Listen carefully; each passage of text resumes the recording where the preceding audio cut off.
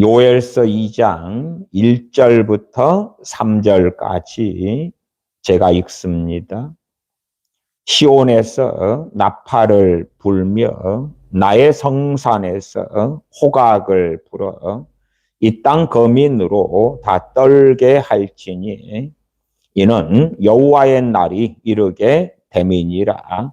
이제 임박하였으니 곧 어둡고 캄캄한 날이요 빽빽한 구름이 낀 날이라. 새벽빛이 산꼭대기에 덮인 것과 같으니 이는 많고 강한 백성이 이르렀습니다. 이 같은 것이 자고 이래로 없었고 이후 세대에 없으리로다. 불이 그들의 앞을 사르며 불꽃이 그들의 뒤를 태우니 그 전의 땅은 에덴 동산 같았으나 그 후의 땅은 황무한 들 같으니 그들을 피한 자가 없도다. 아멘. 시온에서 나팔을 불며 나의 성산에서 호각을 불어. 호각은 뿔나팔을 이야기합니다. 혹은 양강나팔이라 일컬어집니다. 이 땅 거민으로 다 떨게 할지니 이는 여호와의 날이 이르게 됨이니라. 이제 임박하였으니.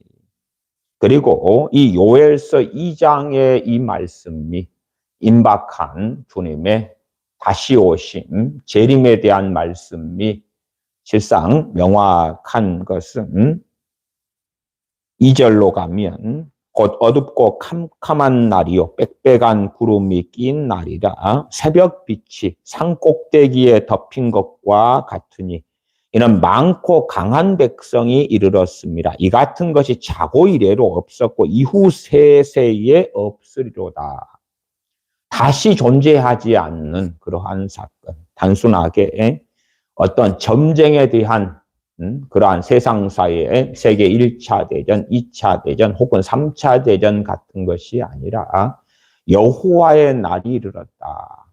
여호와의 그 진노의 날이자 주님 다시 오시는 날이 이르렀다. 그때에 시온에서 나팔을 불어라. 나의 성산에서 호각을 불어라. 오늘 말씀의 주제로는 이 성경의 절기 중에 하나인 나팔절을 중심으로 얼마간의 말씀을 드리려고 합니다. 나팔절은 실제로 여러분들이 구글 같은 자료를 찾아보시면 그렇게 되어 있습니다. 보통은 이제 나팔절 그러면은 주로 하나 정도만 생각하시는 분들이 있습니다.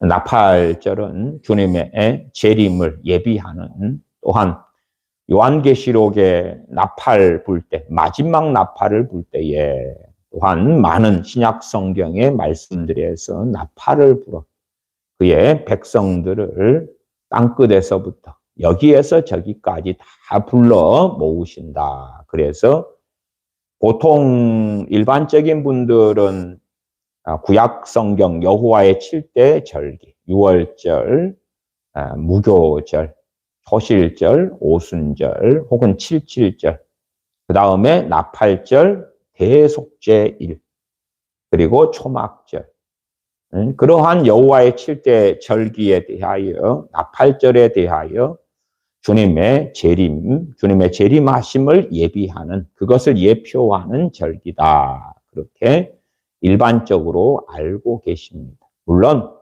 저도 명확히 그러하다 그렇게 말씀을 드립니다만은, 그러나 나팔절은 단순하게 주님의 재림을 예비하는 절기 이전에 먼저 출발은 주님의 초림을 말씀하는 절기다. 주님의 초림과 재림을 같이 말씀하는 절기다. 저는 그렇게 해석하고 말씀을 드립니다. 그래도 이 구글에 나팔절 이렇게 여러분이 검색하시면 이렇게 나와 있어서 저는 다행스럽게 생각합니다.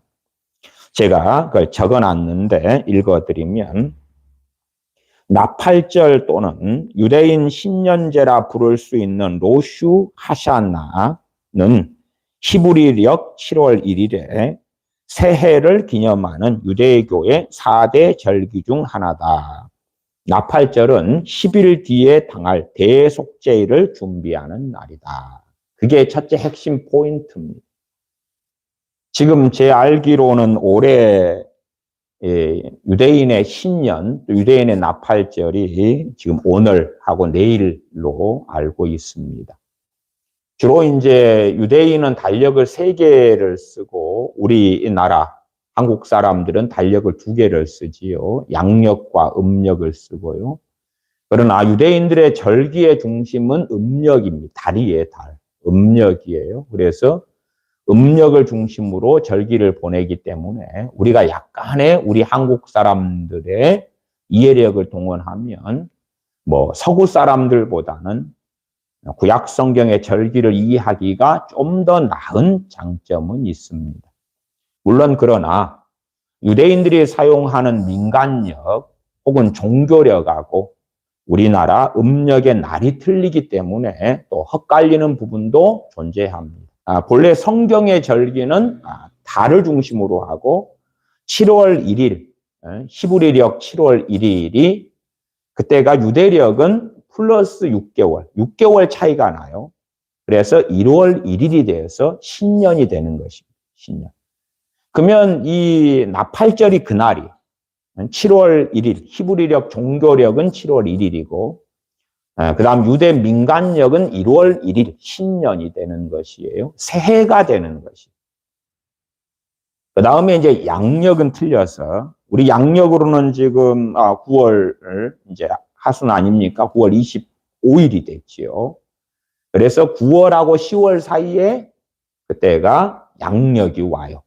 작년 같은 경우는 지금 한 9월 11일인가? 얼마? 이렇게 약간 앞에 있었죠. 왜? 음력 때문에 바뀌어가니까. 구약 성경을 여러분들이 살펴보시면 사실은 2가지의 나팔이 사용됩니다. 하나는 양각 나팔이고 나팔절에는 양각 나팔을 붑니다. 그 다음에 보통 성회로 모이거나 전쟁을 위하여 모이라 할 때는 은나팔을 사용합니다.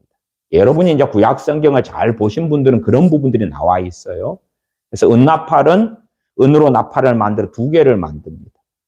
그래서 2개를 함께 불 때하고 하나만 불 때하고 나팔이다. 그러면 양각 나팔, 뿔나팔, 양각 나팔하고 이 요엘서는 호각 나팔 이렇게 되어 있네. 호각. 그다음에 앞에는 나팔.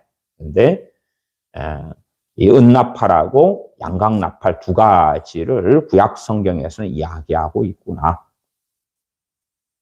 그리고 이제 나팔절 혹은 신년, 민간력으로 신년 1월 1일, 나팔절은 7월 1일.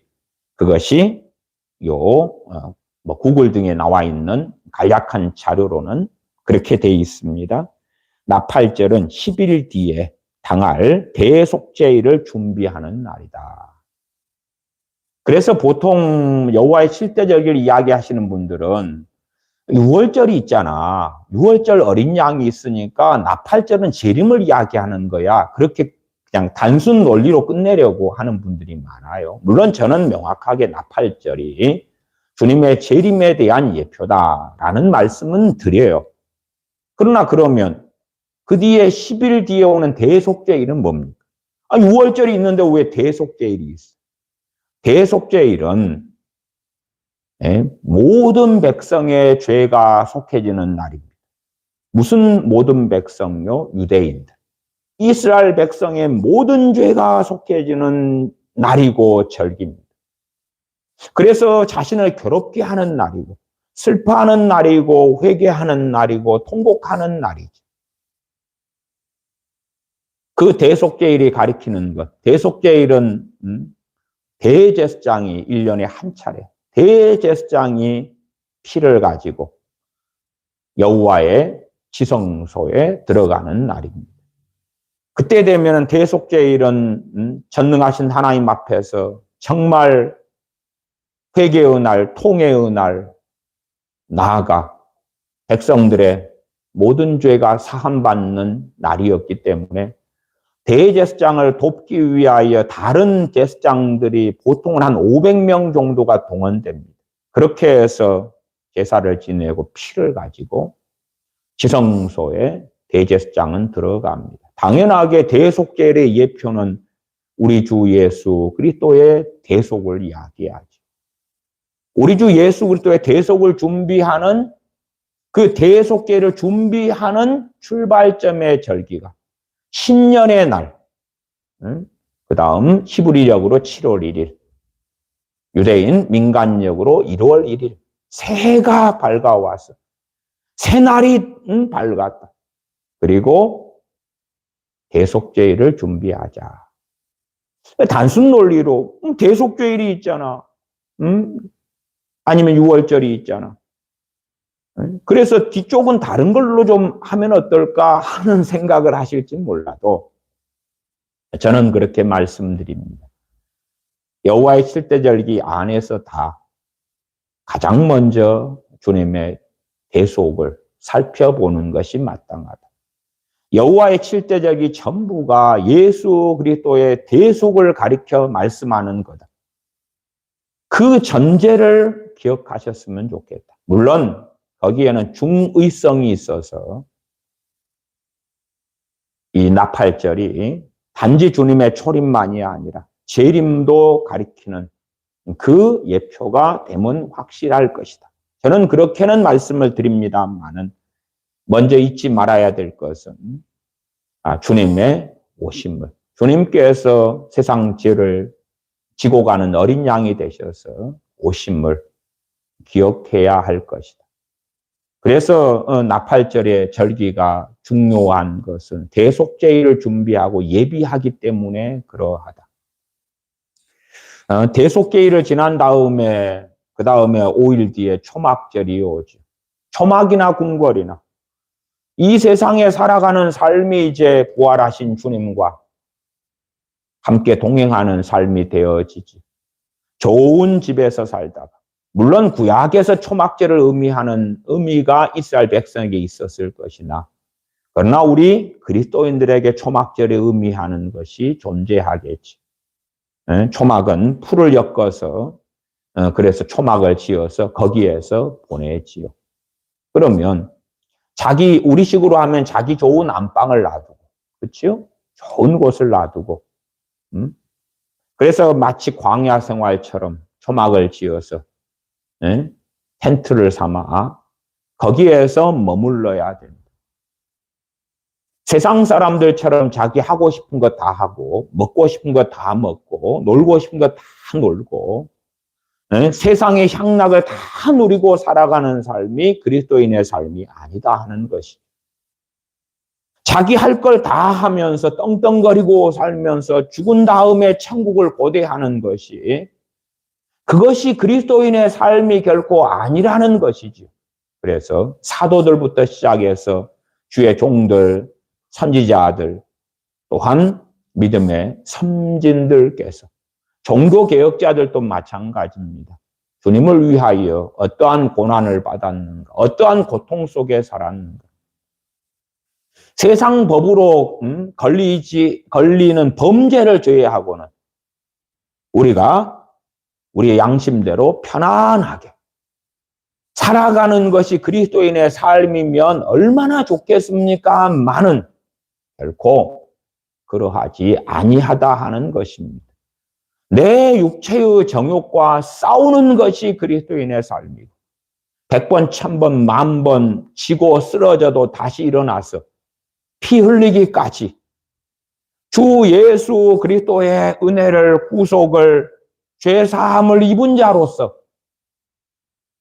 그래서 싸우고 또 싸우다가 주님 배없는 삶 초막에 거하는 것 같은 그래서 그리스도를 위한 고난을 내 남은 육체에 채우노라 하는 것처럼 주님을 위하여 고난당하는 것이 무엇인지를 아는 것이지. 주님 때문에 이 땅에서 떵떵거리고 잘 먹고 잘 살고 많이 소유하고 명예를 얻고 성공을 누리고 부귀 영화를 누리고 살다가 천국에 들어가는 삶이 아니라 하는 사실이에요.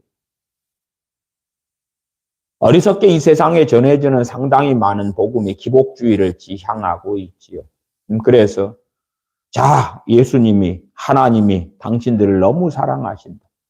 너무 사랑하시기 때문에 당신들이 예수를 믿으면 천국에 간다. 당신들은 너무 귀한 존재다. 너무 아름다운 존재다. 그래서 당신들을 구원하시기 위하여 예수님이 오셨다. 그런 예수를 믿기만 하면 천국에 간다. 또한 예수를 믿기만 하면 천국에 갈 뿐만 아니라 이 세상에서도 잘 먹고 잘 살게 되고 여러분이 혹은 여러분의 자녀들이라도 잘 먹고 잘 살게 되도록 예수님께서 도와주실 것이다. 그렇게 복음에 있어서 예수 그리스도의 대속을 전능하신 하나님의 우리의 죄 때문에 그 아들에게 모든 죄를 짊어지게 하셔서 십자가에서 죽게 하심을 전능하신 아버지 하나님께서 그 아들을 쳐서 죽여버리심을 전하지 않는 것이죠. 고린도전서 말씀에 우리가 떡을 떼며 잔을 마실 때마다 주의 죽으심을 주님 오실 때까지 전하는 것이다. 너희들이 성찬을 하면서 반드시 기억해야 하는 것은 주의 죽으심을 주님 오실 때까지 증거하라는 것이다. 무엇을 증거해요? 주님 죽으심을. 그러나 주님 죽으심을 왜 죽으셨는지 증거하지 않는 복음. 바로 당신 때문에 전능하신 하나님의 진노를 받아서 예수 그리스도께서 죽으실 수밖에 없었다. 기꺼이 어린 양 되셔서 그 비참한 죽음의 길, 하나님과 분리되는 길, 하나님의 저주를 받아 죽는 그 길을 선택하신 그리스도를 전하지 않는 것이지. 주님 오신 것은 당신들에게 풍성한 삶을, 풍족한 삶을 살게 하기 위하여 오셨다. 얼마나 좋은가. 그렇게 요한복음 10장 10절의 말씀의 일부를 빼가지고 사람을 때로 현혹시키는 그러한 어리석음들도 정말 많지. 자, 예수를 믿으셔서 풍성한 삶, 그 삶을 누리시겠습니까? 예스! 나는 예수님 믿어서 풍성한 삶을 누리기를 원합니다. 예수님께서 당신을 이 땅에서 풍성한 삶으로 풍족한 삶으로 인도하실 거예요. 그렇게 살다가 천국에 가면 얼마나 좋나요? 그러한 잘못된 복음들이 전해지니까 그러니까 교회 안에서도 조직의 쓴맛을 볼 때에 그렇습니다. 부자들은 존중받고 존경받고 부자들은 성공한 크리스천이 되고 하나님의 동행하시는 크리스천이 되고 가난한 그리스도인은 천대받고 멸시받고 하나님과 동행하지 않는 사람이요. 하나님과 멀어진 사람이요. 하나님을 기쁘시게 하지 못하는 사람이요.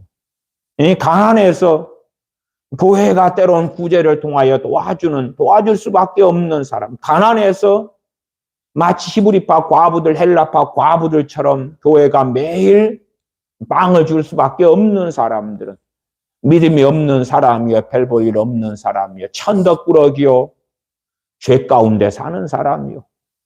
강남의 아파트를 가지고 연봉이 높고 매달 급여가 높고 소득이 높고 사회적 지위를 가지고 성공한 사람들은 깨어있는 사람들이요, 주님과 동행하는 사람들이라는 이상한 공식들이 만들어져 왔던 것이에요. 저 개인적으로도 많은 교회에서 신앙생활을 했을 때에 저야 가난하게 살아왔기 때문에 때로는 자주 1,000원이라도 500원이라도 헌금 낼 돈이 없어서 많이 살아왔기 때문에 그러기 때문에 저 같은 사람들은 업수 여김을 많이 당했고 부끄러움을 많이 당했지요. 왜냐하면 헌금자 명단을 교회 주보 뒤에 다 적어놓고 그래서 주보를 확인하면 왜 이 친구는 헌금을 이렇게 하지 않아. 또 헌금을 하게 될 때에 버는 소득이 적어서 아주 적은 액수만 낼 때에 그때 재정 보는 분들의 그러한 정보들이 장로님들이 재정을 보거나 하면서 다 퍼지는 거죠. 조직의 쓴맛을 보는 거죠. 차라리 한 1,000명 된 교회라면 별 의미가 없겠지요. 그냥 왔다 갔다 하는 것이 되니까 깊이 있는 교회 생활 속에서는 들어가지 못해도 조직의 쓴맛은 안 보니까. 그러나 작은 교회에서는 영광을 얻기도 쉽지요. 왜? 어떤 사람이 쉽습니까? 소득이 많은 사람. 많은 헌금을 하고, 또한 교회가 필요할 때마다, 많은 도움을 줄 수 있을 때에, 와, 이 사람은. 그러나 작은 교회에서야 명확하게 가난한 사람, 없는 사람, 천덕꾸러기가 드러나죠. 왜 그렇게 교회 안에 형제가 사라지고 시기와 질투가 많아지고 가진 자, 없는 자, 있는 자의 구별들이 심각하게 되어져 왔는가 할 때에 잘못된 복음이 전해져 왔기 때문에 그러는 것이. 예수 그리스도의 십자가가 사라진 복음. 초막절로 한다면 그리스도인의 삶이 어떠해야 할 것인가가 사라진 복음. 나팔절로 할 때에 주님의 오심을 준비하고 예비하지 않는 것이죠. 무슨 주님의 오심입니까? 첫 번째는 초림이고 두 번째는 재림이죠. 나팔을 부는데 양각 나팔을 부는데 사람들이 이제 그때 되면 준비를 해야 새해가 되었으니 이제 대속죄일을 준비하자. 예비하자. 새 마음을 가지고 우리가 세례 요한을 볼 때에 세례 요한의 사명이 주의 오실 길을 예비하라. 그 오실 길은 당연히 첫째 주님의 초림이었지. 주님 오시는 것을 예비를 해라. 주님 오시는 걸 예비하도록 백성들의 마음을 준비시켜라. 실상 준비된 사람들은 주님께서 오셨을 때에 주님을 맞이하기 좋았죠. 그리고 또한 이제 우리 이방인 출신의 사람들 혹은 이방인들 불신자들에게는 첫째는 주님의 오셨음을 증거하고 우리의 죄 때문에 우리의 모든 죄를 짊어지러 주님께서 오셨다가 그것을 다 이루시고 부활 승천하셨음을 증거하고 그 주님께서 당신들이 주님께 돌아오지 않을 때에 다시 오실 때에는 심판주로 당신들을 만나게 될 것이라는 것을 증거하는 것이 되어지지요. 성경을 찾습니다. 성경 구약 성경 레위기 23장을 보겠습니다.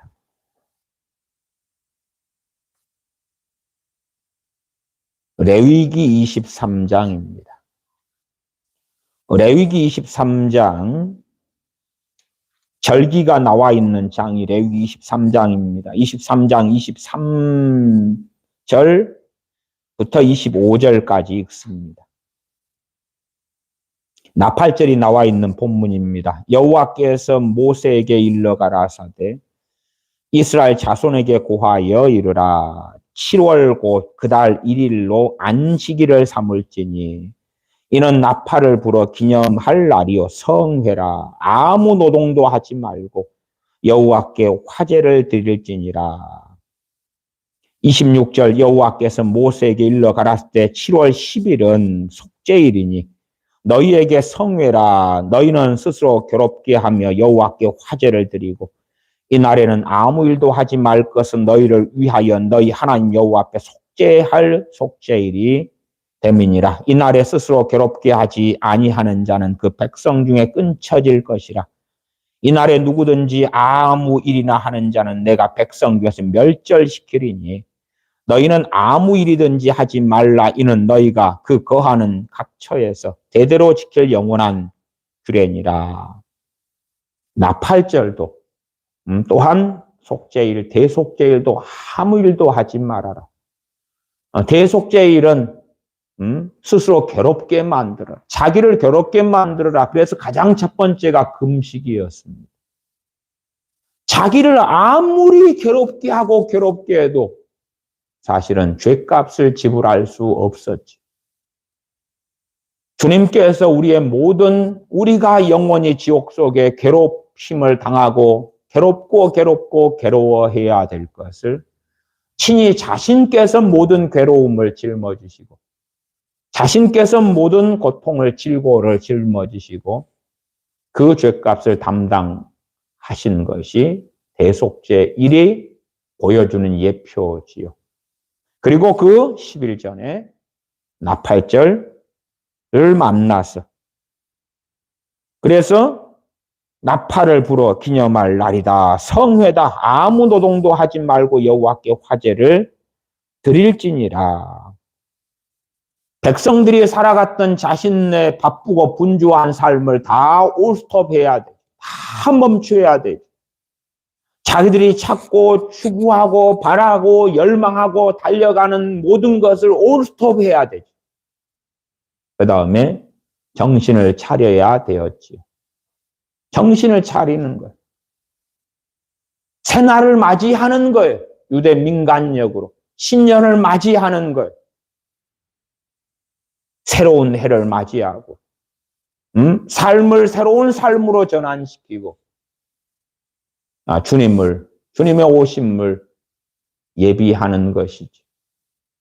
모든 죄가 속해지는 그날을 기다리는 출발점이고 새해로서의 출발점이고 예? 당신들이 하는 일을 멈추어라.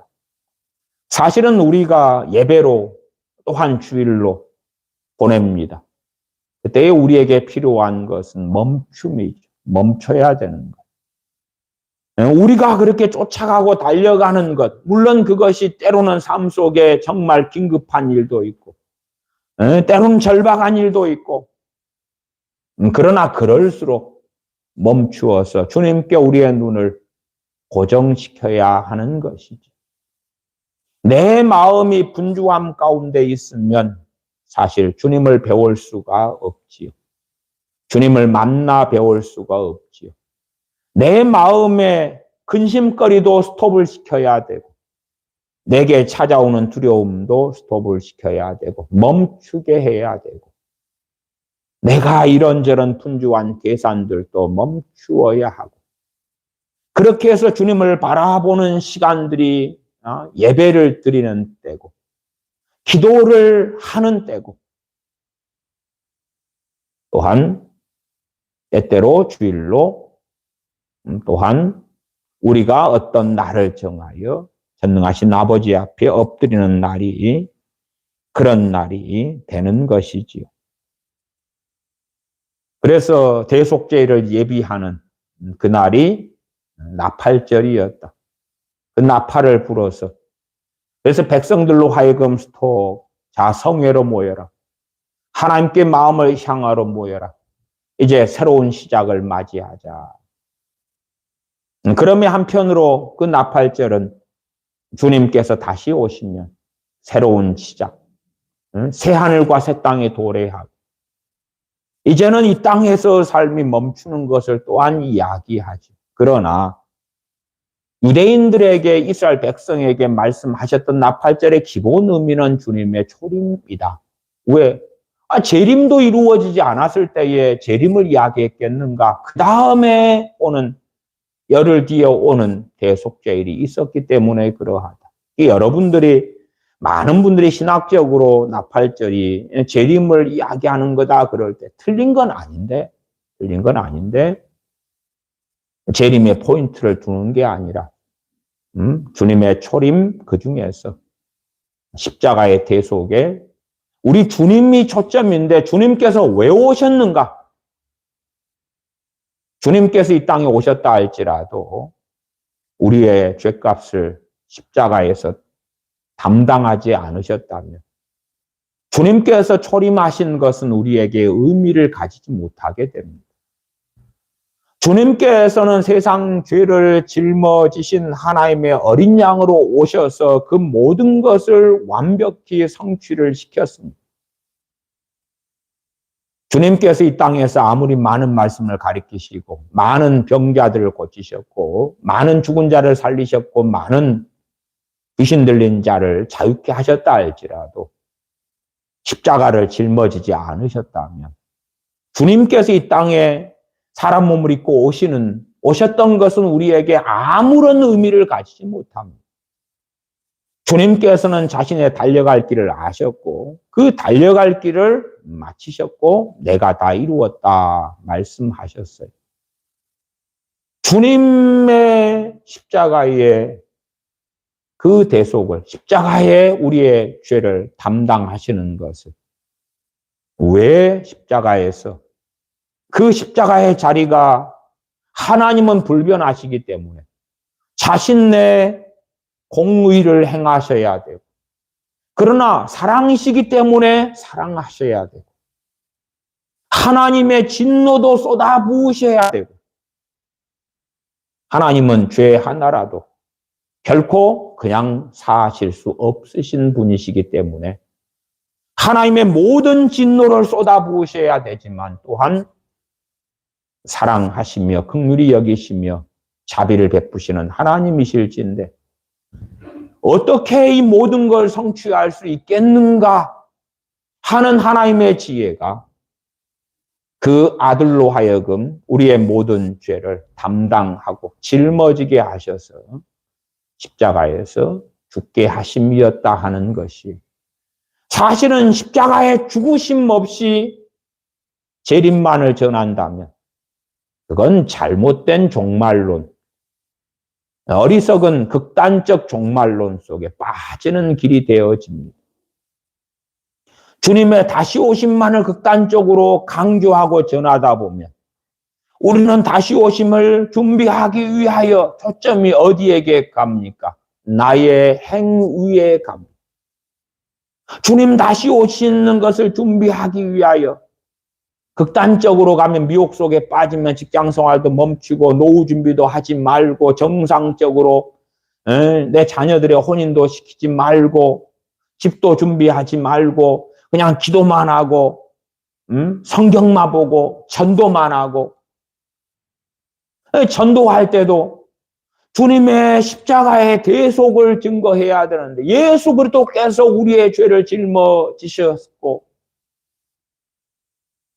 우리는 멸망받아 마땅할 자라는 것을, 당신들은 죄로 인하여 하나님의 진노를 받아 영원한 멸망에 처해진 자들이라는 것을 전하고, 그러기 때문에 내가 어떻게 해야 합니까? 라는 탄식이 나오고 그에 대한 하나님의 지혜, 하나님의 답변으로 나사렛 예수 그리스도께서 당신들의 구원자 되셔서 당신들의 죄값을 지불하셨노라고 증거해야 하지요. 세상 사람들은 그리 생각합니다. 자신들은 그럭저럭 괜찮은 인간들이라고, 괜찮은 사람들이라고. 그리고 많은 전도는 그것을 건드리지 않으려 합니다. 당신은 괜찮은 사람이 아니요. 당신은 악한 사람이요. 당신은 심각한 사람이요. 또한 세상 사람들 기준에서 당신은 괜찮은 사람 혹은 중간은 가는 사람이라 생각할지 몰라도 하나님의 기준에는 절대 미달이요. 이 세상 사람들이 볼 때에 야, 저 사람은 성인이다. 성인군자다. 저 사람은 성자다. 세상적인 관점에서 그렇게 성자라 일컬어지는 존재가 있다 할지라도 하나님의 기준에는 낙제고 빵점이고 아무런 그의 도덕성이나 그의 삶은 가치가 없다는 사실이죠.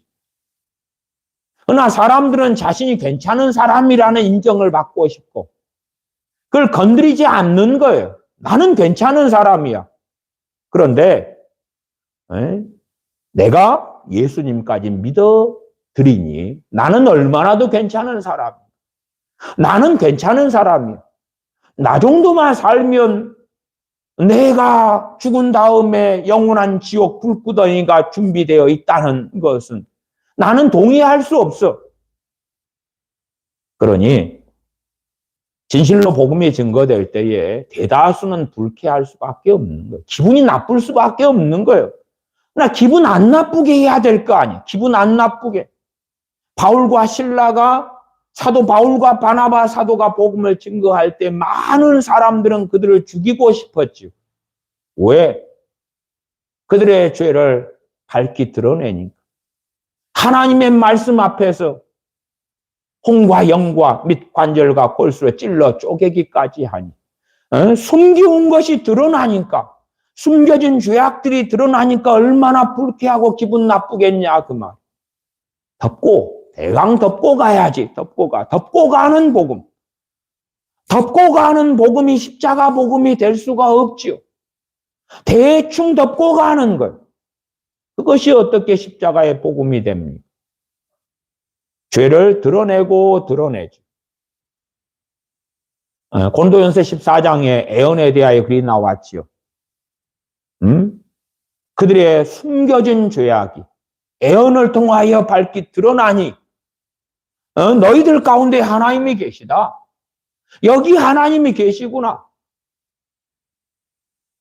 그리하고 돌아올 수 있다는 거지요. 물론 그 고린도전서 14장의 사람들의 전제는 뭐냐 하면 그들은 기꺼이 복음을 들으러 들어온 사람들을 이야기했습니다. 그냥 우리가 길거리에 서가지고 전도할 때의 사람들이 아니고 그들은 기독교인의 예배에 참여한 사람들이었어요. 찾아온 사람들이에요. 그 성경 고린도전서 14장의 말씀에 있지요. 그래서 제가 최근에 특별히 예언을 하려고 하라 할 때 그 본문을 자세히 살피고 다루었습니다. 그냥 보편적인 사람들의 경우가 아니었으니까. 그러나 어쨌든 그들은 불신자로서 마지못해 아내가 여보 교회 좀 가세 그리고 데려온 사람이 아니었고 적극적으로 참으로 하나님이 살아계신가 진리가 있는가 당신들이 전하는 예수 그리스도께서 내 구원자가 맞는가 그리고 참여한 사람들이었다 하는 것이지. 그 사람들에게 예언을 통하여 정말 자신들 자기의 은밀한 죄가 밝히 드러나고 하나님이 정말 살아계시는구나. 나의 은밀한 이 속사정과 나의 은밀한 이 죄악을 아시고 계시는구나. 나밖에 모를 텐데. 그래서 하나님께 돌아오게 되었다 하는 것이지.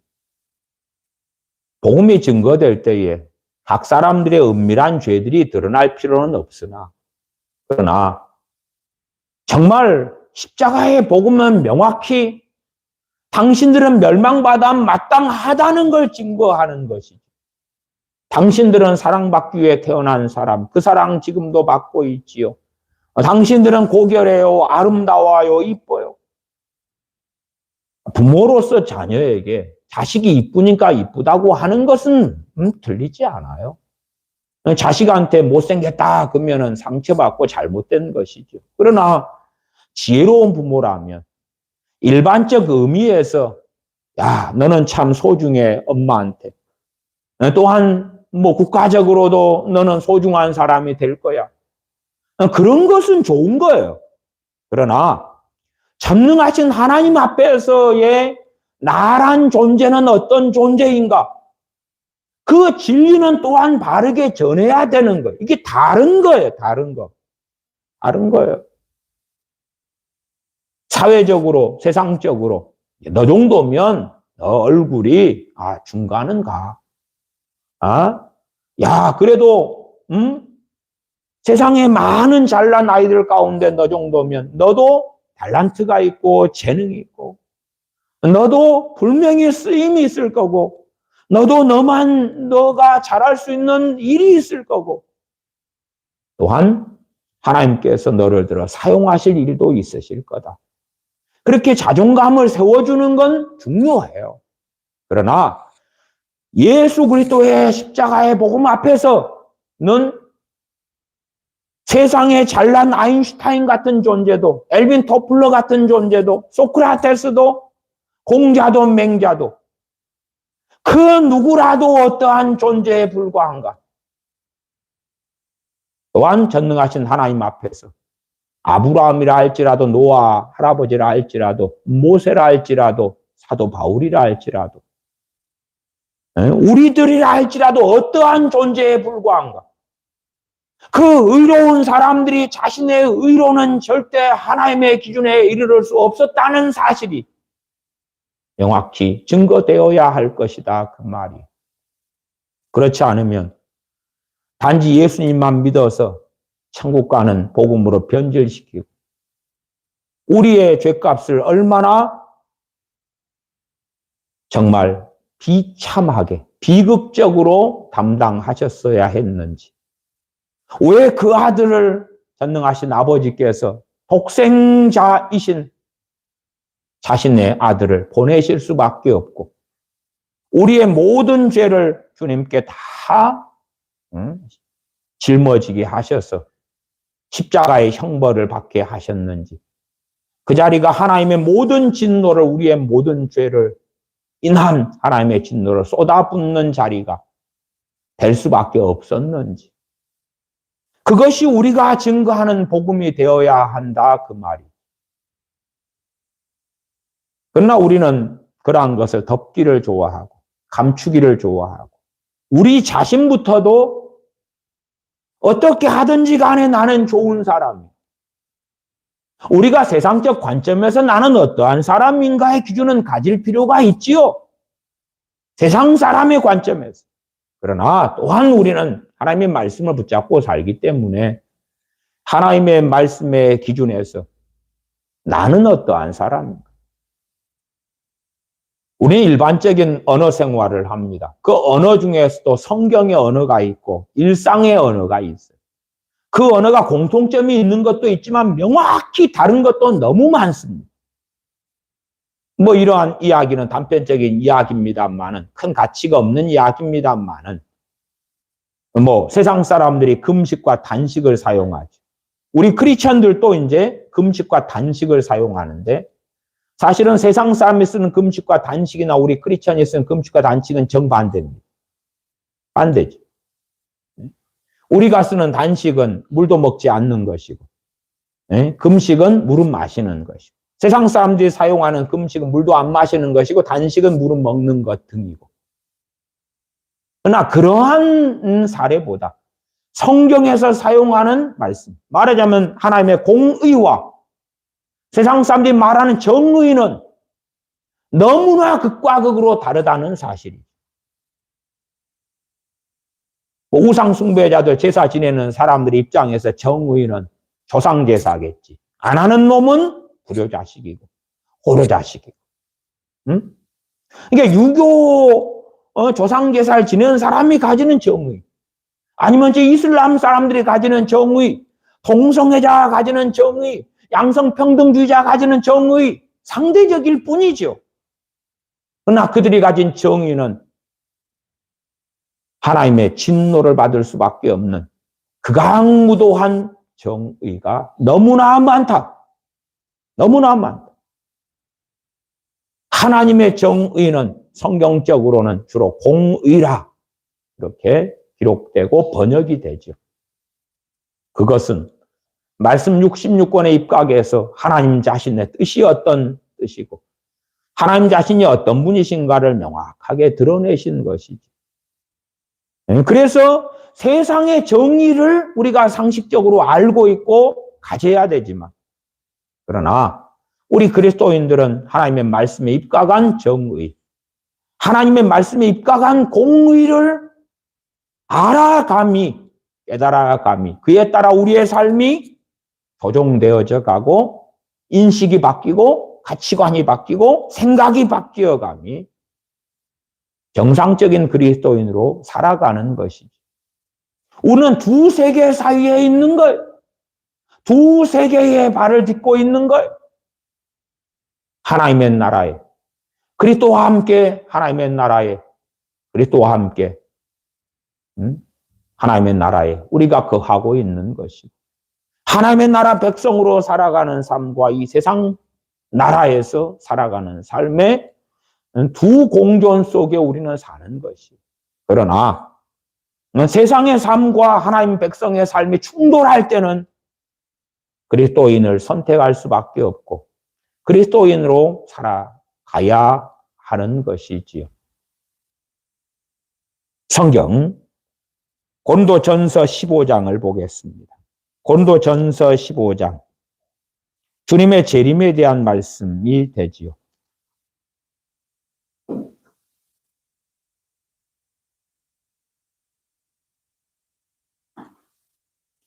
고린도전서 15장 50절부터 조금만 보겠습니다. 50절부터 제가 읽습니다. 형제들아, 내가 이것을 말하노니 혈과 육은 하나님 나라를 유업으로 받을 수 없고 그냥 육신적인 삶으로 살아가는 것, 육신으로 육체를 위하여 심는 것이 전부인 사람들, 아니면 신앙생활이 단지 액세서리에 불과한 사람들.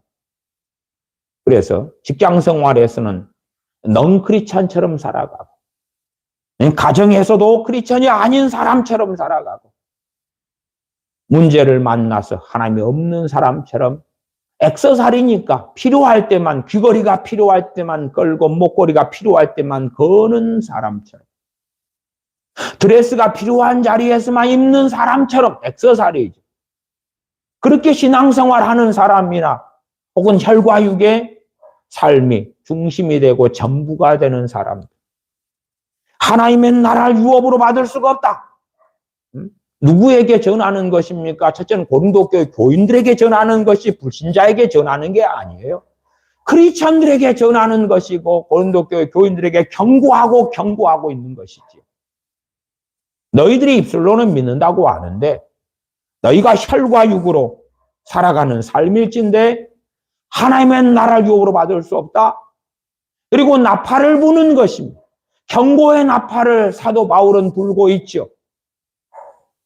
하나님의 나라를 유업으로 받을 수 없고 또한 썩은 것은 썩지 아니한 것을 유업으로 받지 못하느니라.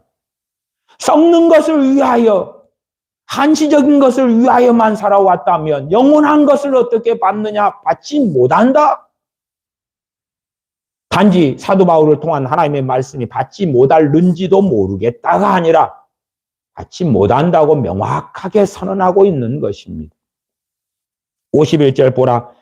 내가 너희에게 비밀을 말하노니 우리가 다 잠잘 것이 아니요 마지막 나팔의 순식간에 호련히 변화하리니. 마지막 나팔에 그러하다. 실제로 나팔을 부는 것은 경고지요. 경고. 많은 경고가 있을 것입니다. 전쟁에 대한 예비할 때도 나팔을 붑니다. 그때는 은나팔을 붑니다. 은나팔을 불어서 전쟁이 벌어졌으니 모여라. 준비하고 싸울 준비를 하자. 구약 성경에 은나팔과 양각나팔이 사용되는 예시들마다 다르기 때문에 성회로 모일 때도 나팔을 불고 나팔전에 양각나팔을 불고 여기에서도 마지막 나팔을 분다 그러죠. 여러 나팔들이 부러져 오는데 그렇죠? 사도들을 통하여 경고하는 것도 나팔이죠. 우리가 증거하는 복음도 나팔입니다. 또한 주님께서 다시 오신다고 당연히 진리의 말씀에 명확히 있기 때문에 다시 오신다고 전하는 것도 나팔이에요. 어느 때는 하나님의 주권 속에 마지막 나팔이 불게 될 것이다. 우리도 하나님의 나팔로, 하나님의 은나팔로, 하나님의 양각나팔로 살아가야 돼요. 세상에서. 그걸 다른 말로 빛과 소금이라 그러지. 그러나 이제 우리가 부는 나팔 혹은 이스라엘이 예표적으로 은나팔과 양각나팔을 불었던 것, 사람이 불었던 것이 아니라 하나님께서 천사를 통해서 부는 마지막 나팔. 그 마지막 나팔의 순식간에 호련히 변화하리니 나팔 소리가 남의 죽은 자들이 썩지 아니할 것으로 다시 살고 우리도 변화하리라.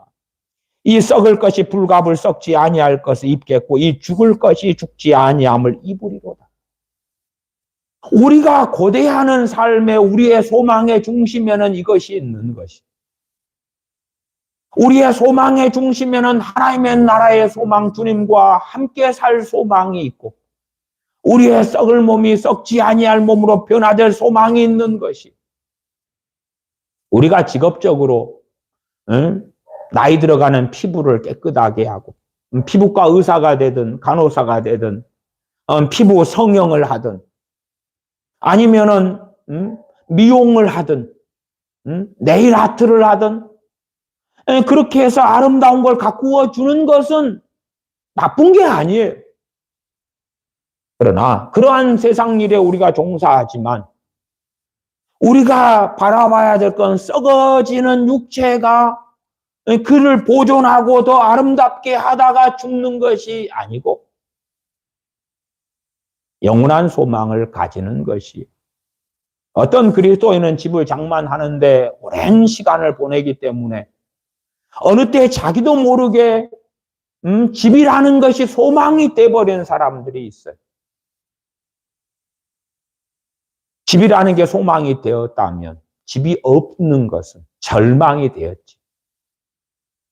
많은 월급을 받는 회사에 다니는 게, 많은 소득을 얻는 게 소망이 되었다면 소득이 적은 건 절망이 되고 슬픔이 되었겠지. 너의 소망이 무엇이냐?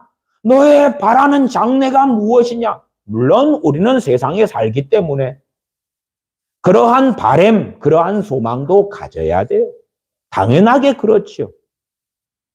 자녀를 키우는 부모라면 자녀에 대한 바람이 있고 소망이 있을 거지. 그러나 그럼에도 우리는 더 중요한 영원한 소망이 없다면 어리석은 사람에 불과하다 그 말. 우리가 바라봐야 할 것은 무엇이냐?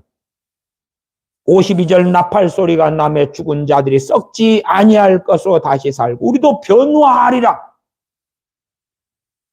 우리가 아름답게 꾸민 육체는 이제는 더 이상 쓸모가 없어지고 아무리 가꾸어 놨더라도 늙지 않으려 하고 아무리 스킨 로션을 바르고 뭐 얼굴에다 보톡스를 맞고 나쁜 일은 아니에요. 할 수 있으면 하시면 좋아요. 그러나 우리가 그런 걸 하면서도 어리석어져서 그것이 우리의 소망이 되고 꿈이 되면 안 되는 것이. 나팔 소리가 나매 죽은 자들이 썩지 아니할 것으로 다시 살고 우리도 변화하리라. 다 잠잘 것이 아니요. 우리가 어느 때 되면은 우리의 육신은 이 세상에서 잠자고 있겠지. 그러나 주님 다시 오실 때에 우리가 부활하지만 그 썩은 육신이 살아나는 게 아니올시다. 우리가 무덤에 묻혔다 혹은 납골당에 우리가 먼저 죽어서 우리의 뼈다귀가 거기에 있다. 살이 썩어 문드러졌다. 그것이 모여가지고 부활하는 게 아니에요. 그것이 모여서 부활하면 또 죽어. 또 병들고 또 썩어요. 그래서 어떤 분들은 제게 물읍니다. 목사님, 화장하면 안 되잖아요. 왜요? 아니 무덤에 이렇게 있어야지 거기 다시 이렇게 무덤을 열고 살아나지. 끼어 보시오. 무덤 열고 다시 일어나면 나사로가 다시 무덤 열고 나왔는데 그러면 또 죽었어요. 그 몸이 되면 안 되지요. 이 성경을 이해해도 너무 좀 이상한 그림, 이상한 성화, 무덤 열고 막 나온다고 찬송가에도 있지만은 그게 찬송가에 말하는 건 주님께서 무덤에서 나오시는 것. 그러한 특별한 사건에 대한 거지. 당신이 무덤 열고 나올 거니까 무덤에서 묻혀야 돼. 정신 나간 소리 하지 마. 당신 관은 튼튼한 모습 박아서 못 열고 나오게 할 거야. 그 몸이 나오면 안 되는 거예요. 그 몸이. 영원한 몸. 우리가 이해할 수 없는 몸. 우리가 이해할 수 없는 신비로운 몸. 심지어 누구보다 더 나은 몸이냐 그러면 죽지 않도록 지음받은 아담보다 나은 몸. 상상할 수 있습니까? 하나님께서 아담을 만드실 때에 죽지 않게 만드셨어요. 죽지 않게. 죽음이 없는, 병듦이 없는 몸을 만드셨어요. 그 몸보다 더 좋은 몸을 예비하셨다니까. 그 신비를 우리가 어떻게 이해하겠어요? 우리야 기껏해야 짧은 인생을 살아가기 때문에 구약에서 수백 년간 심지어 무두살라같이 1000년 가까운 삶을 살았던 그런 사람의 삶을 상상도 못하지요. 야, 한 500년만 살아도 지루해 죽어버릴 것 같다 하는 이상한 망상이나 하고 있지. 영원한 삶을 어찌 이해하겠습니까? 그러나 우리는 우리가 고대하고 소망하는 것, 우리의 육체를 보더라도 이 썩어질 육체를 향하여 살아가는 인생이 아니다. 우리가 나팔 소리에 살아오지만 하나님의 주권 속의 마지막 나팔은 불 것이다. 그때 우리가 주님 앞에 서려면 주님의 십자가의 복음이 우리를 사로잡아야 하는 것이다. 주님의 재림을 고대하면서 더 많은 기도 생활, 더 많은 찬양, 더 많은 전도를 해가지고 주님 맞이할 준비가 되는 것이 아니다. 그래서 사도 바울은 나는 십자가 외에는 자랑할 것이 없다고 선언하지. 나는 예수 그리스도의 십자가 외에는 자랑할 것이 없다. 또한 내가 너희 가운데 거하였을 때에 십자가 외에는 알지 아니하기로 작정하였다. 우리의 중심과 마음을 사로잡는 것이 우리 주 예수 그리스도의 대속의 은혜, 전능하신 아버지께서 그 아들을 보내셔서 우리의 죄값을 어떻게 담당하셨는가? 그러면 나는 실상은 어떠한 자인가? 내가 더 고상하고 내가 더 포장되어 있고 내가 더 아름답고 깨끗하고 그래서 나는 이 정도면 나를 구원하실 만한 사람이었었어 라는 망상을 하는 것이 그것이 복음이 결코 아니다. 데살로니가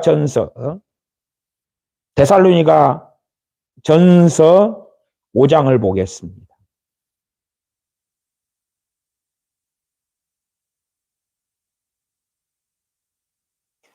데살로니가 전서 5장 1절 2절입니다. 형제들아 때와 시기에 관하여는 너희에게 쓸 것이 없으면 주의 날이 밤에 도적같이 이룰 줄을 너희 자신이 자세히 알미라. 마지막 경고의 나팔은 결국 그 나팔, 때로는 요한계시록의 7나팔 가운데 마지막 나팔을 이야기하기도 하겠죠. 그러나 나팔은 7나팔도 다 경고의 나팔이죠. 그 다음에 7번째 나팔이 마지막 나팔이에요. 주의 날이 밤에 도적같이 이룰 줄을 너희 자신이 자세히 알미라. 데살로니가 교인들은 그걸 자세히 알았어요. 주의 날이 도적같이 이룰 것이다. 그러니까 예비하고 준비해야 하는 것이지. 물론 그러면서도 이때 이후로 2000년 가까이 되는 세월 동안 주님은 아직 오시지 않았습니다.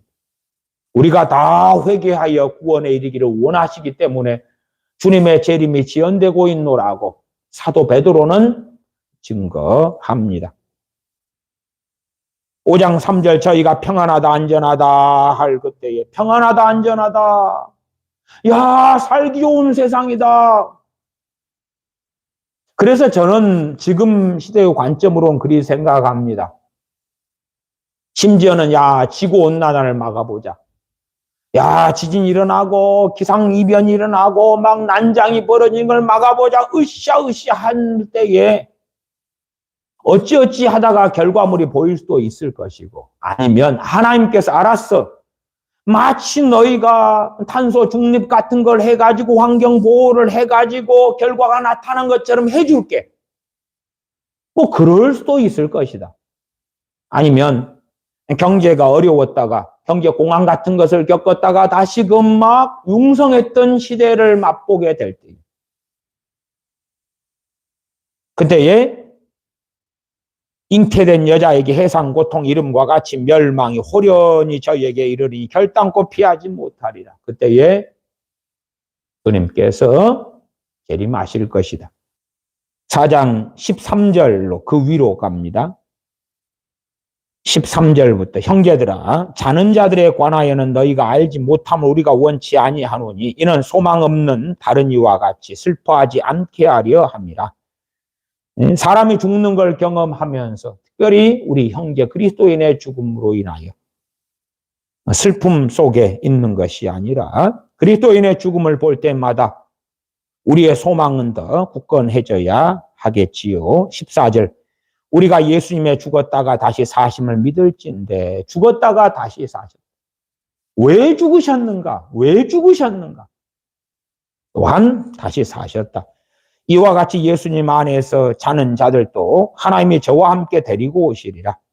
우리가 주의 말씀으로 너희에게 이것을 말하노니 주 강림하실 때까지 우리 살아남아있는 자도 자는 자보다 결단코 앞서지 못하리라. 주께서 호령과 천사장의 소리와 하나님의 나팔로 친히 하늘로조차 강림하시리니, 이 본문은 하나님의 나팔로 말씀합니다.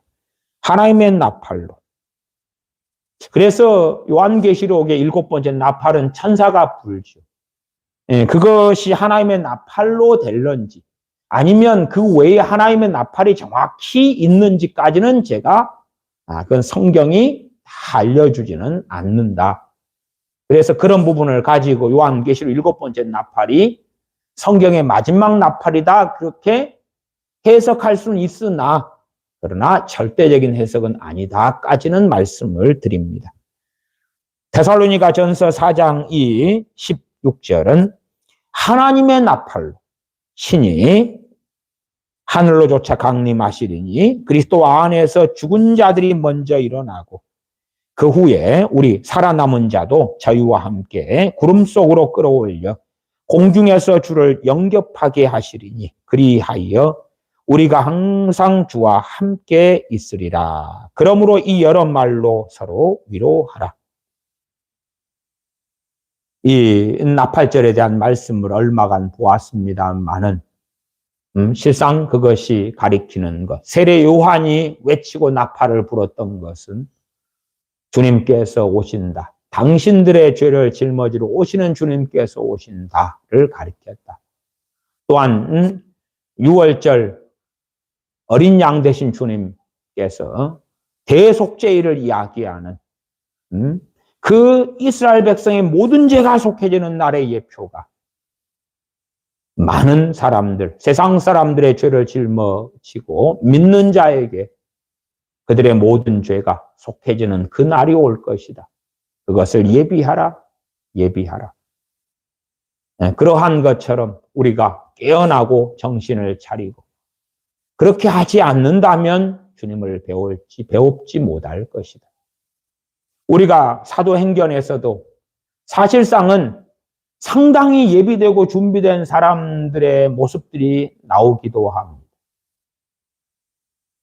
이디오피아 네시 같은 사람은 이사야 53장을 읽으면서 이것이 무슨 뜻일까 하고 있고, 또한 고넬료는 하나님을 경외하고 구제하고 살면서, 물론 그 하나님을 경외함과 고넬료의 구제가 그에게 구원을 가져온 것이 아닙니다. 우리 주 예수 그리스도의 대속과 주님을 믿는 믿음, 그 은혜가 구원을 가지고 온 것이지요. 어쨌든 그러한 사람들이 최소한 또한 율법이 없는 자에게는 양심이 율법의 기능을 한다고, 죄를 깨닫고 느끼는 사람들이, 심령이 가난한 사람이, 애통한 사람이, 의에 주려고 목마른 사람, 그런 사람이 구원자를 찾지요. 자만심에 젖고 교만에 젖어서 구원자가 필요 없는 자들을 어찌 그 소경됨에서 눈을 뜨리요. 그러나 양심을 가지고, 그리고 참으로 이 죄악된 몸에서 누가 나를 건져내려. 이 세상의 과학과 문명은 이야기합니다. 우리 인간이 우리의 구원이 될 것이다. 과학이 더 발달하면, 인공지능이 더 발달하면 우리가 원하는 유토피아 세상이 도래할 것이다.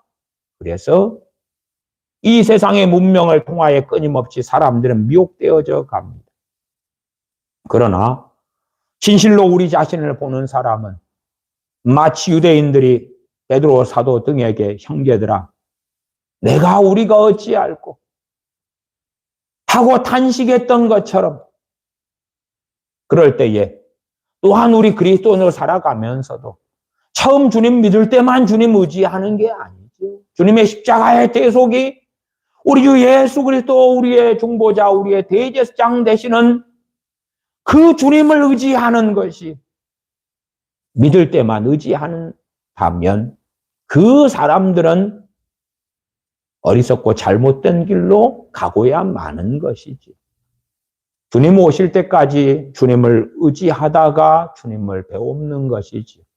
주님 오실 때까지 주님을 찾고 구하고 주님을 붙들고 살다가 전능하신 아버지를 배웁는 것이지요. 그러면 우리가 어리석은 사람들이 되지 아니해서 진실로 깨어나고 그 깨어남의 중심은 주님으로 인하여 내 모든 죄를 짊어진 주님으로 인하여 감사하고 노래하고 거기에 마음과 초점을 맞추고 그리하여 전능하신 아버지의 은혜의 보좌 앞에 나아가는 삶을 사는 것이 되어질 겁니다. 기도하겠습니다. 아버지 하나님, 나팔절이라는 절기의 얼마를 살펴보며 주님의 초림과 주님의 재림을 살펴봅니다. 저희들이 어리석은 어떠한 것들에 빠지기보다는 참으로 신약 성경에 얼마나 명확하게 명시하신 말씀들을 따라서 우리 주 예수 그리스도의 그 크신 은혜, 그 크신 자비가 나타난 또한 하나님의 무서운 진노가 공의가 이루어진 주님의 십자가의 죽으심을 바라보며 탄식하며 절망하며 그러나 기뻐하며 감사하며 노래하며 찬양하며 찬미하며 주님 의지하여 살다가 주님 다시 오실 때에 부활을 우리가 맛보며 부활에 참여하며 주님을 배웁게 하여 주시옵소서. 우리 주 예수님의 이름으로 기도하옵나이다. 아멘.